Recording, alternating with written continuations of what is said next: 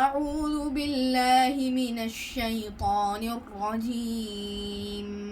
بسم الله الرحمن الرحيم. الحمد لله الذي أنزل على عبده الكتاب ولم يجعل له عوجا قيما لينذر بأسا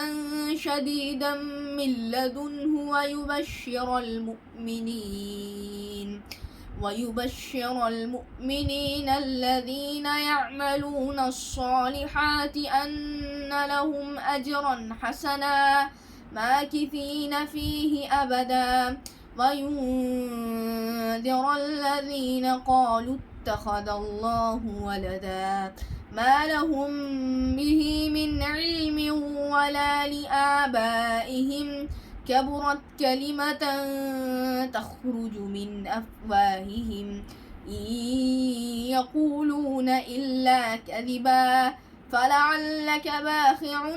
نفسك على آثارهم إن لم يؤمنوا بهذا الحديث أسفا إنا جعلنا ما على الأرض زينة لها لنبلوهم أيهم أحسن عملا وإنا لجاعلون ما عليها صعيدا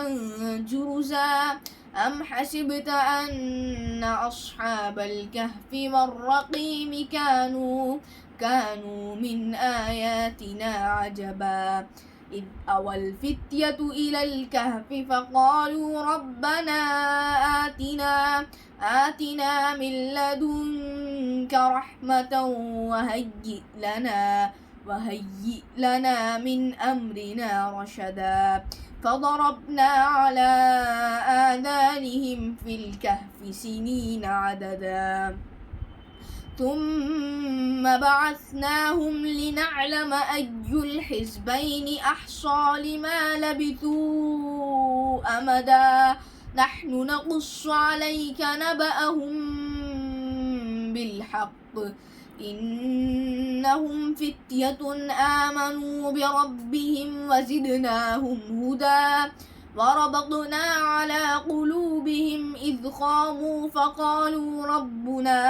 فقالوا ربنا رب السماوات والأرض لن ندعو من دونه إلها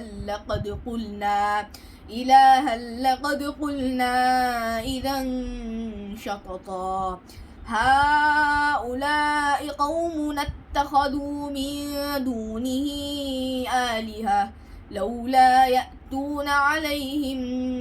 بسلطان بين فمن أظلم ممن افترى على الله كذبا وإذ اعتزلتموهم وما يعبدون إلا الله فأووا إلى الكهف ينشر لكم ربكم من رحمته ويهيئ لكم من أمركم مرفقا وترى الشمس إذا طلعت تزاور عن كهفهم ذات اليمين وإذا غربت تقرضهم ذات الشمال وهم في فجوة منه ذلك من آيات الله من يهد الله فهو المهتد ومن يضلل فلن